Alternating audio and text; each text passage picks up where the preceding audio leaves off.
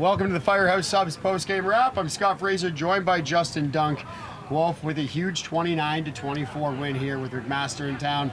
And Justin, it was really on the back of number 5, Willem Arseneau, our Firehouse Subs player of the game, who had a huge touchdown in the first half and really carried Guelph through the air throughout the entire football game. He definitely did. 5 catches for 91 yards and that amazing touchdown that I feel like got the energy behind the Gryphons offense, turning his body, bringing it in with mostly one hand, used the other one to secure it as well. This kid is legit. He's proven it in terms of the way he's progressed from his first to his second year, especially with Faishan Genesis and Kane Stevenson out of the lineup.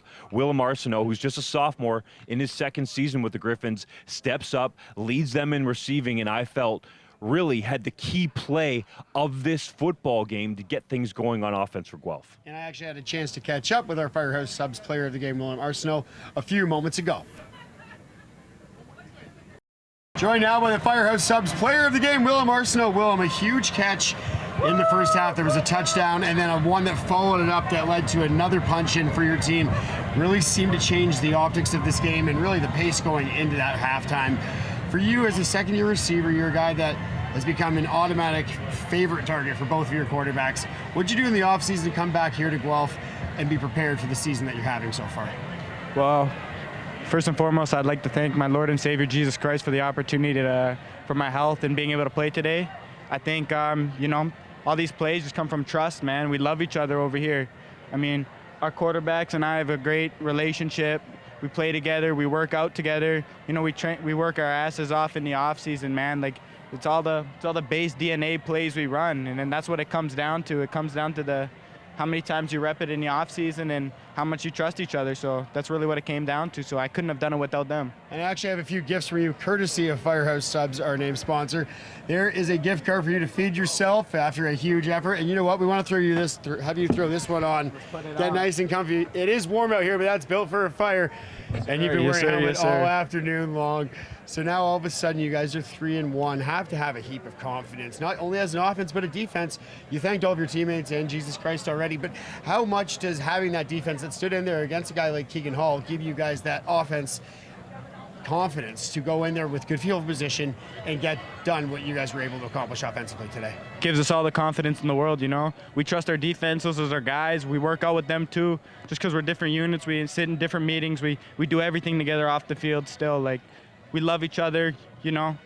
We trust each other, you know. They know we got their back and they got our back. And at the end of the day, that's all you really need. It's a family, right? So, I mean, it definitely gives our offense an extra boost when we go out there knowing our defense has got our back, for sure. And you're an Alberta kid that came here to Guelph, choosing to come here all the way from Alberta. What was it about, going back a couple years now, I guess, that made you decide that this was the right place for you and this place was the right place for Willem Arseneau?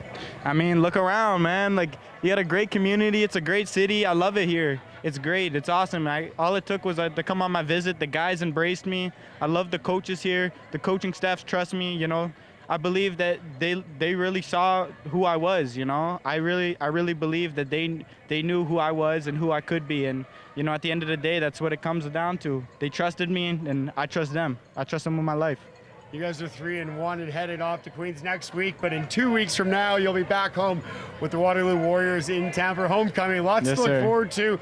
My friend, you guys look like you're going to go on quite the run for the rest of this season. Go enjoy the win. Congratulations one more time, and thank you for sitting down with us. Yes, sir. I appreciate that very much. Enjoy.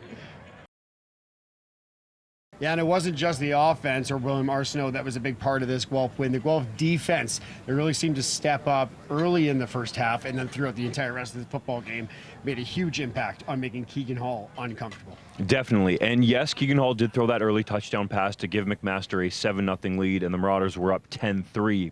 But I think head coach Mark Soria would agree that the defense held the offense in there enough so that they could get a rhythm going. That's where I really felt like the defense stood tall without some of the regulars in the lineup, moving some players around. Anthony Martuzzo leads them in tackles. This is a guy that was playing strong side linebacker today. He can play a little bit of defensive end, can play a little bit of middle linebacker as well, and he was playing safety earlier this season. So Mortuzo's being used all over the defense. It's hard to get a read on where number 2 is going to be. I think that was part of the reason that Keegan Hall was confused. But also I think we need to talk about this pass rush being relentless. And Eunice Larry was able to affect the quarterback a number of times. Sometimes we see sacks, and those are the big gaudy stat for a pass rusher, but I really felt like Larry was a guy that had those pressures that they talk about in Pro Football Focus when they're grading these players. Many times today, the defense was great overall, and Kyle Simon Guerin was the guy that had that interception that helped extend this Gryphons lead and really break open the game for Guelph. Yeah, and the first half was brought to you by Kyle Simon Guerin, and obviously Donovan Malloy punching in that touchdown near the end of the first half. But speaking of the ground game on the offense, Tristan Aboud getting it done with his boots. No one more of a passer.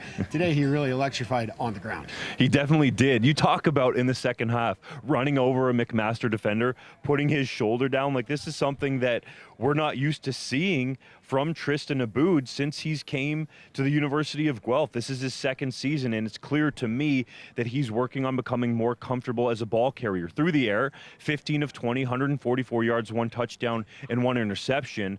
But more impressively was his 5 carries for 57 yards with a long of 27, which came on that physical run. Tristan Aboud is becoming more comfortable in the pocket. That was something that he was already pretty good at.